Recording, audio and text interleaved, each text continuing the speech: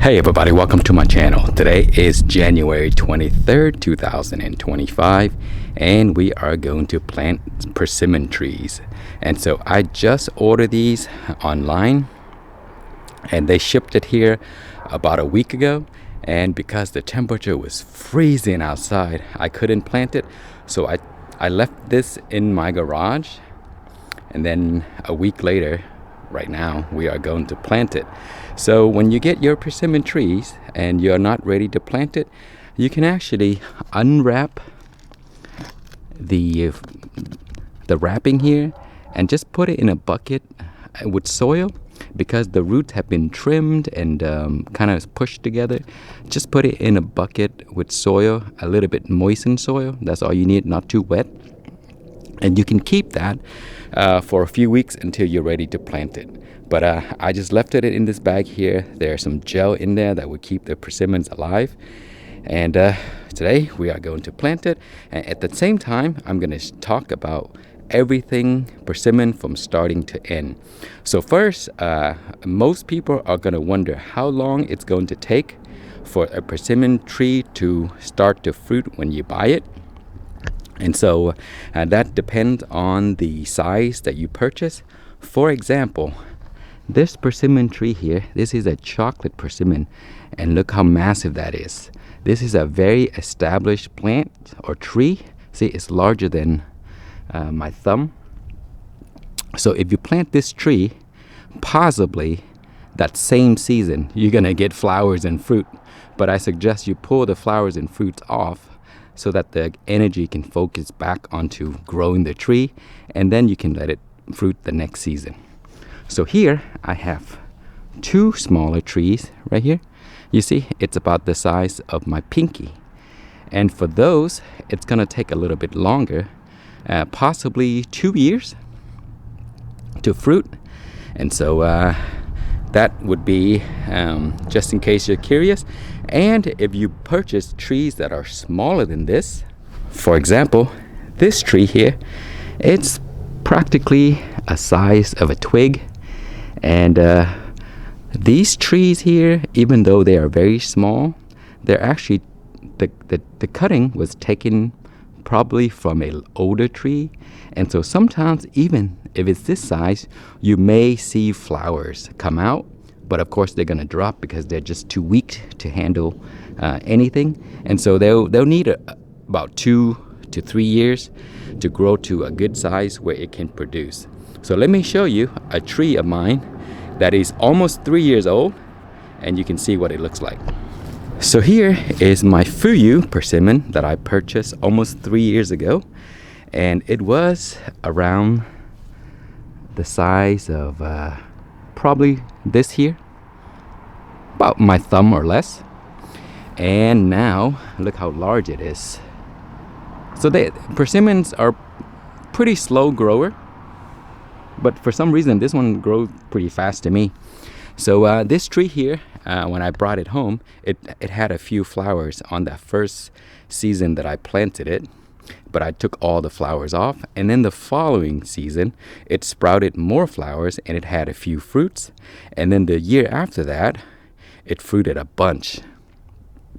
So last season, which is almost its third year, I got a ton of persimmons, like 30 of them or something. And then this year, I think we're gonna get more. So that's what your almost 3-year-old tree is going to look like. So I will show you what the persimmons look like throughout the season, from January all the way up into when we harvest. That way you can see what it looks like throughout the year and know what to expect when you purchase a persimmon tree. Okay, so you want to plant your persimmon tree in a sunny spot. It can tolerate the afternoon shade, but they do need full sun to grow well. And if you put them in a spot where they don't get full sun until later in the season, you're gonna notice that the buds won't come out until a little bit later. So they actually, the buds that you know, when they wake up, it will come out when the sun shine onto the tree. So it's always recommended that you plant it where it can get full sun and a little bit afternoon shade if possible, but they can handle full sun just fine. So you want to dig a hole pretty large, especially if you have clay soil like mine right here. It's very compacted. So you want to dig a hole a good size, and then you can put, you know, like compost around, and then some softer soil. That way the bare roots can have, you know, space to spread out its roots, and once it gets older it can poke right through the clay, no problem. Okay, I almost forgot to show the process. And so the first thing you need to do is make sure you soak the tree in a bucket of water like here for around 15 to 20 minutes. And then, you know, the hole, you see how big the hole is? And then place the tree straight down. And I had compost that I made. I just dropped at the bottom. And then I mixed in some of these organic compost here. It just keeps the soil a little lighter than the clay, because these right here, they're all clay. And if there's water on there, it's going to be like a pool. And so I mixed it all in to kind of like give it some aeration and not too much compaction and oil retention. I mean, not oil retention, and water retention. And also I'm planting it, as you can see, I'm planting it a little bit higher. I dug a hole pretty deep, but I placed a lot of stuff down there, like compost and mixture and all that stuff.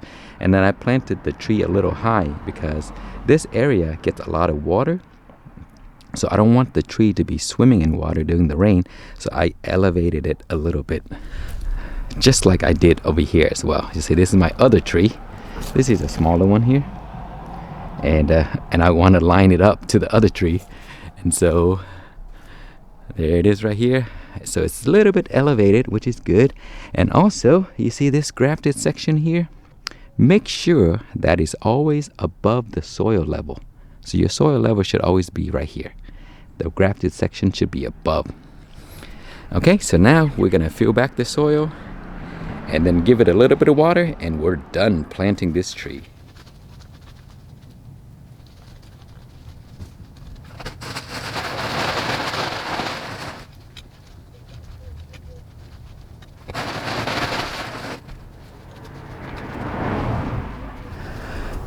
Okay, I completed planting the tree, and man, this is a really tall tree for such a small root ball.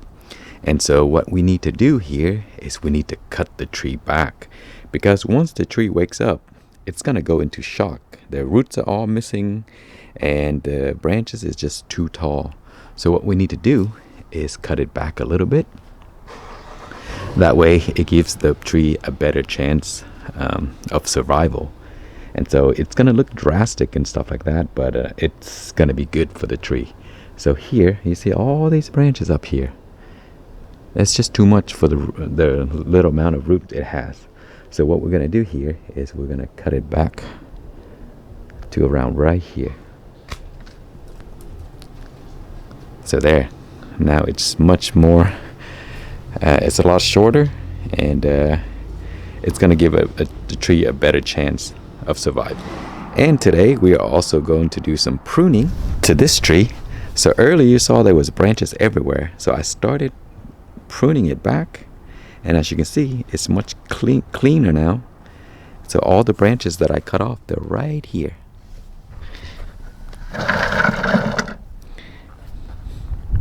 And I need to do a little bit more left to this side right here. And so what we need to do here is just cut branches that are just all over the place, grown into each other, dead twigs, and just clean it all up. And so here, like for example, this one here,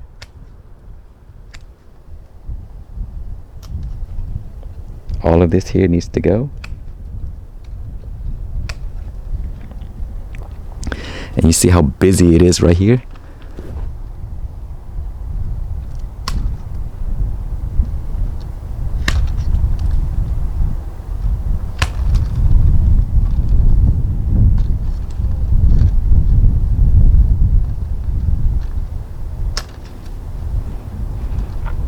And then this one here needs to go. So just clean it up and see this branch right here has stuff everywhere. And I think, yeah, it's all over the place. So we need to cut this off as well. See, make it nice and clean so that airflow can get to the middle, and it'll be much better for the tree. And a lot of these are old shoots from the previous year, and the fruits usually grow out on the new shoots. So some of the old ones, they either die or they won't grow any fruits on those. So it's a good idea to just cut them all back anyway. So you see how clean that is right now? Okay, so when you purchase your persimmon tree, make sure you know what variety you want to grow. So there are two categories to persimmons. One is astringent and the other one is non-astringent. Astringent is the one that you cannot eat until they're super soft, which is, you know, an example is like the hachia, where, you know, in Japan they would grow those and then they'll dry it and make dry persimmons, and those would get rid of their astringency out of the fruits. Or you can just wait until it's like soft like a tomato and eat it with a spoon, and it's super sweet like candies. And the other one, which is like a fuyu variety, those are non-astringent. So the non-astringent are the ones that you can eat as soon as the fruits turn from green to orange. And it's very nice and crunchy, and they're sweet, and you don't get that dry puckering taste in your mouth. So those are the non-astringent. So one more thing I want to mention is that varieties like fuyu are seedless, and also the hachia are seedless. But sometimes if you grow those next to each other, the cross-pollination will cause the seeds to come out.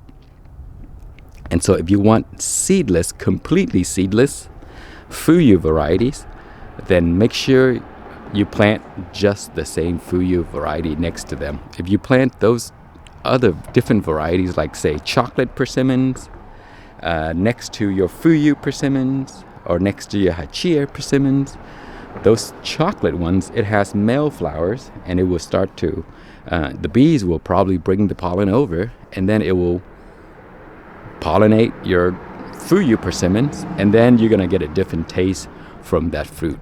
So make sure, you know, decide what you want to grow and stick to that. Don't, you know, mix all these different ones that you're not familiar with, because the result of the fruit may not be something that you're expecting. Okay, so here is the after shot of the tree pruned and cleaned up. You see? Everything is nice and opened up in the middle. There's no branch pointing inward, only the ones that are pointing out to the side and outward. That's what I want. So it's very nice and clean. Here is the big tree pruned back, and there's a few branches at the top that I couldn't get to yet, so I'll get to that later. But I pruned probably more than 50% of the tree. And here's all the branches that I cut off. Some of them require a saw to cut off because they were so big. So yeah, this is how drastic the pruning process can be. But don't be afraid. It's actually good for your tree. Okay, today is March 12th, 2025. And the persimmon are still sleeping. Nothing's happening. This one has been pruned quite a bit.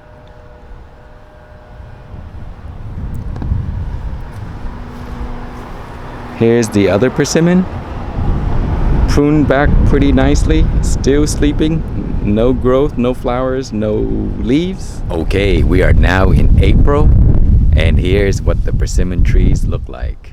So there are lots of new shoots coming out. There are fruits forming. And here is the baby fruit right there.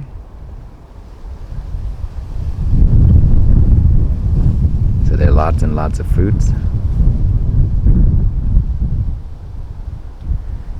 So at this time of the year, I like to go through the branches and prune them out a little bit, because they do grow a lot of branches in these little sections here.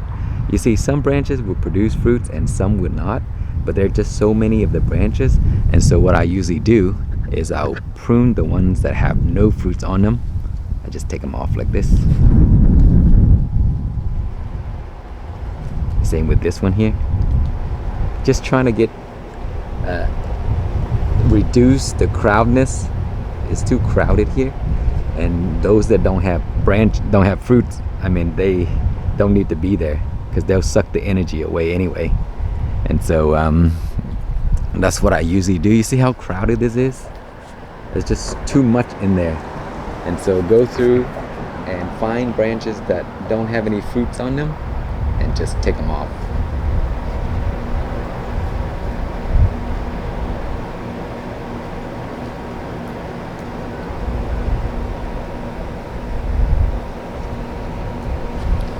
And that allows the air to flow through, reduce diseases and all that stuff, and it'll be better for the tree. And I've already done it for this tree here. As you can see, it's not as crowded. I pulled off all of the branches that don't have any fruits, and so it looks much better right there. Okay, we are now in May, and the persimmons are doing amazing. So there are lots and lots of fruits here. So I will show you. And the fruits have pollinated, and they have turned into actual persimmons. So persimmon flowers look like this. You see this here? When the flowers open, you see, it looks like that. There's a little flower at the bottom. This is a fuyu, so it produces all female flowers. So here it is right here. This is what it looks like. There's a fruit. You see the bees right there? Look at that. Those are amazing little insects. So you see those a lot. They'll come by and they'll pollinate your persimmons. And once the persimmons are pollinated, this little petal thing right here will fall off. And then once they fall off, you see a fruit underneath. And so let me show you. See, this is when they start to fall off. Sometimes the petals are so tight it gets stuck on. But you see here, this is what the fruits look like. You see that? The flowers have fallen off, the petal flowers, and then that is your fruit.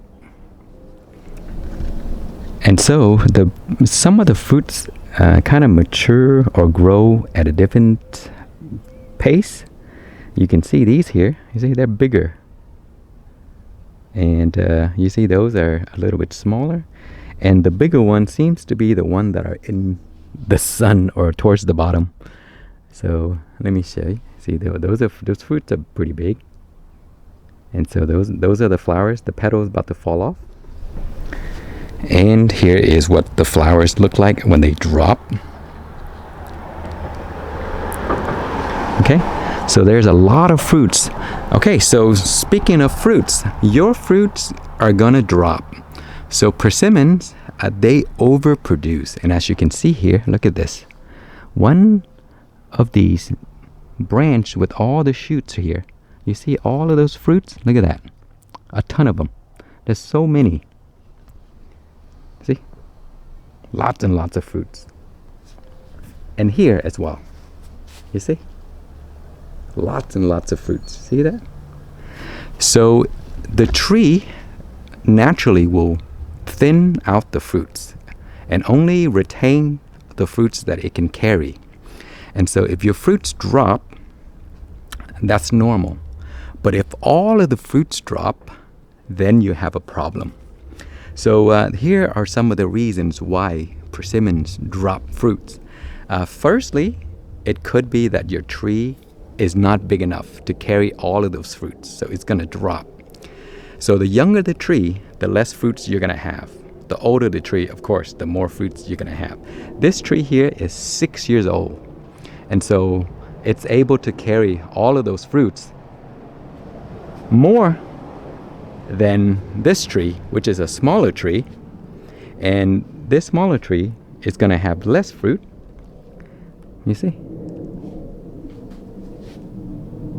You see that? Only 1, 2, 3, 4, for those branches, and, a little bit more somewhere. But it doesn't produce a lot because that's just natural. The tree is not big enough to carry all those fruits. Okay, so another reason you could have fruit drops is there is just too much water. They're very sensitive to too much water when they're fruiting.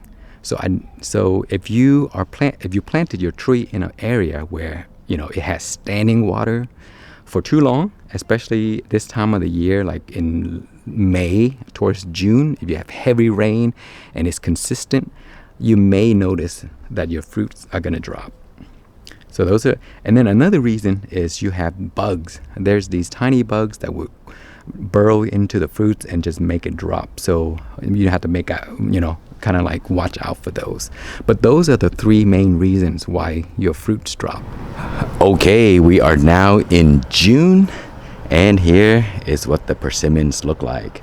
So this bigger tree, it dropped a ton of fruits, and there's still quite a good amount left, over 100 easily. So here the fruits, it gotten a lot bigger. You see, there's fruits over there, and fruits over here, and up there, lots of them. There's lots of fruits over here. This branch is where it dropped. You see, these are where it was. And I think it might be because this tree can't carry all those fruits. So it dropped all of the ones that it cannot hold. It could also be because of pollination, or it could also be because we have so much rain recently. So all those factors are could be the case. But I still have a lot of fruits left, so I'm pretty happy. Okay, so here is the smaller persimmon tree. This one dropped, but not too much. It still has a lot of fruits left. Look at that. Beautiful, healthy fruits. And this is like under 5 feet. I'm gonna cut that branch off later. I'm gonna keep it right here. Let it branch out at the bottom. Pretty nice amount of fruits. And even my new one that I bought this year, this is a Tanenashi astringent variety, and it has 3 fruits. And even my test persimmon tree, this is a chocolate persimmon, and it has 4 fruits on this little tree. Okay, we are now in July, and the persimmons are starting to change color slightly, not all the way. There's a few that started to, you see down there, they started to become a little orange, but not much is happening. They're just growing, and we're waiting for them to ripen up. You see a slight orange color right there. And here's the other persimmon. This is the giant fuyu. You see, starting to change color. This is called giant fuyu, but the tree is still pretty young, so it doesn't look too giant at the moment. Good size though.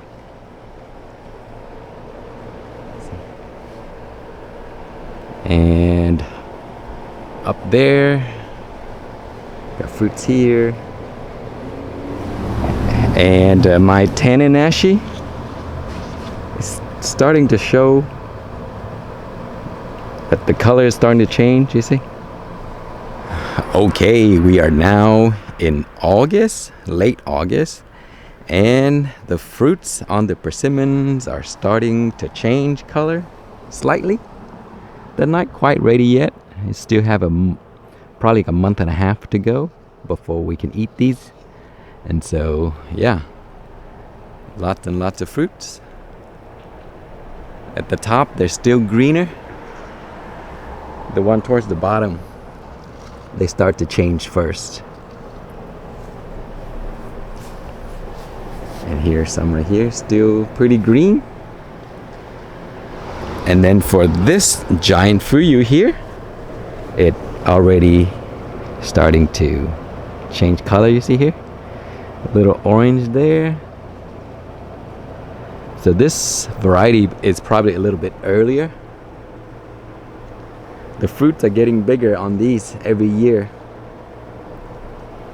So the lower the fruits, it seems the earlier they change color. The higher ones on top of the tree, those seem to remain green for much longer. And then this Tanenashi here is starting to change colors. You can see here, it's a little orange. Okay, we are now in mid-September and the persimmons are almost ready. You see the colors have changed and they're kind of oranged almost completely, but they're not quite ready yet. The best time to pick these to eat them right off the tree is when they're completely orange all around. But at this stage, you can actually pick them, put them in your counter for a few days, and they will continue to change and ripe more. But the sweetness is best when you pick them when they're fully orange all around. But as you can see, they usually start changing color from the lower branches first. You see, all these lower branches here have started to change to come almost all orange. And then if you go up higher, you see, these are still green. And then the higher up you go, you see, those are green.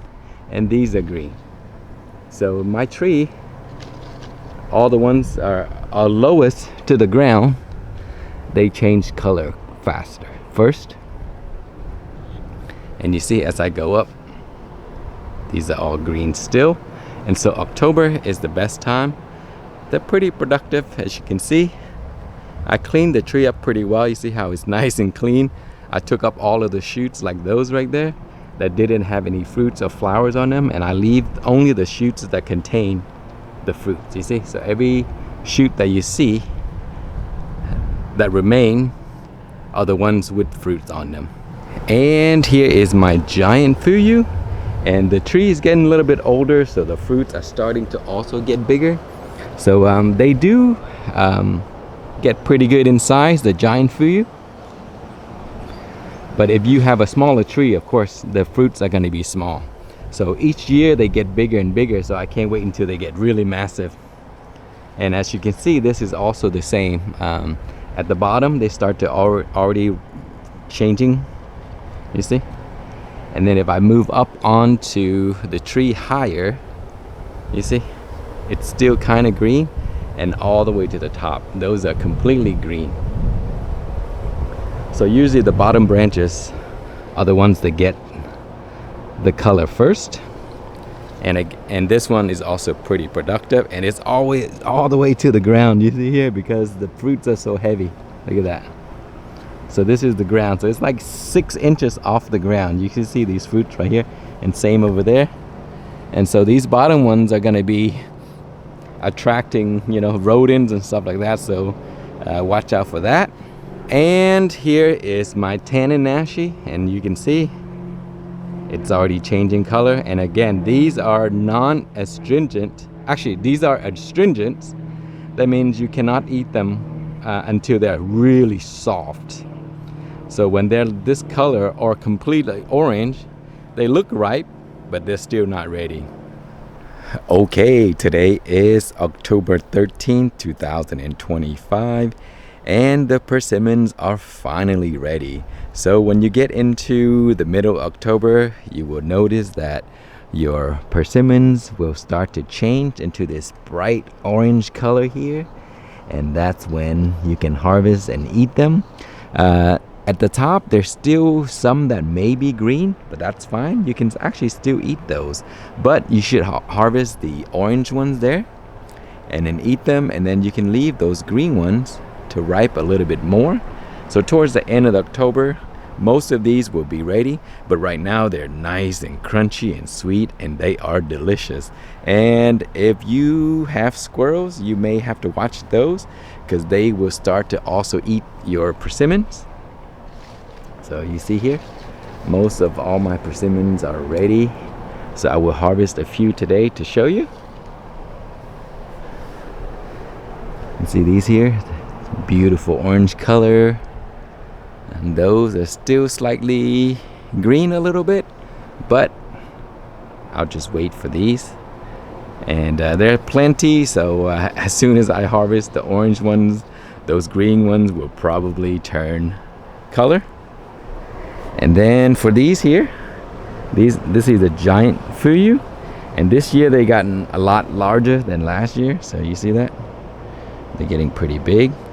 I think next year they will be even larger. And look at these. These are so heavy that it's weighing down the branches, and it's literally right a few inches above the ground. You see? So back there as well. So these persimmons, they're really, really productive. So one tree is probably all you need. But if you like more fruits, of course you get multiple tree. And when you buy them within 2 to 3 years, you should get fruits. I would not let them fruit the first year because they're still growing. But you see, they're nice and beautiful and ready. So let me go cut a few and we'll take them inside. Even these here, you see, this is the Tanenashi. Not quite ready, still firm. These are the astringent varieties, so you gotta wait until they're soft, or you can skin them and hang them to dry, and those will be delicious as dried persimmons. And here's my chocolate persimmon, and you see they're not ready yet either. You see they're still pretty firm. So even on a small tree like this, you can still get fruit. But I don't recommend letting trees this small produce fruit, because you want them to focus on growing. Okay, so here are the 2 persimmons that I picked. And you can see they're bright orange. Perfect persimmons, freshly grown. And these are the best when you grow them at home because they taste the best. So what I usually do is I'll just peel the top off. And if you want to know how to make dry persimmons and how to use the peel to make tea, I will link you to the video. But the persimmon peel can be used as dried tea. And so if you haven't seen that video, I will link you so you can take a look, and then maybe you can try some tea in the future. And then see, so what I do is I peel these here like this, and then I will use this to dry, and then I put that in my tea. Okay, so let me cut the persimmons and I'll show you what it looks like on the inside. Look how beautiful that is. Okay, so I usually cut it like this because sometimes my persimmon has seeds, because I grow it right next to my other variety and they cross sometimes. If you only have one fuyu variety, then you will have a seedless persimmon. But if you have other variety that you grow next to it that are, like my chocolate persimmon or my Tanenashi, then you will get seed in here. Look at that. You see that? And these seeds are actually, they're viable seeds. You can actually grow this into a tree. So if you wonder like why your persimmon have seeds, that's because you have another variety next to it, and then they cross-pollinate. And if you only have one fuyu by itself, you're not going to have these seeds. So that's another thing to consider. If you want seedless persimmon, then try not to grow another variety next to it, because if you do, you're gonna struggle with seeds like I am right now. But I don't mind the seeds at all. So there it is right here. You see? That's the inside. And they're nice and crunchy. So let's take a look. Let's taste it real quick.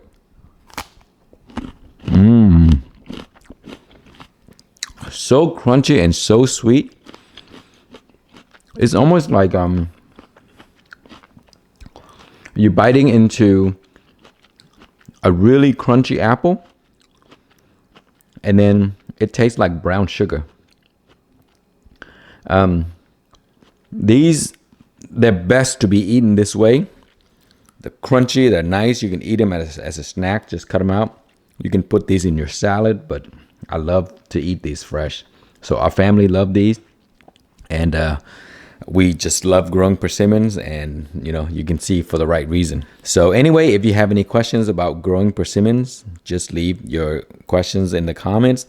But overall, persimmons are just amazing plants. They're easy to grow, they're delicious, very rewarding to grow, and very maintenance free throughout the year. And it's just a great fruit tree to have in your backyard. Thank you so much for watching. Please like, comment, and subscribe.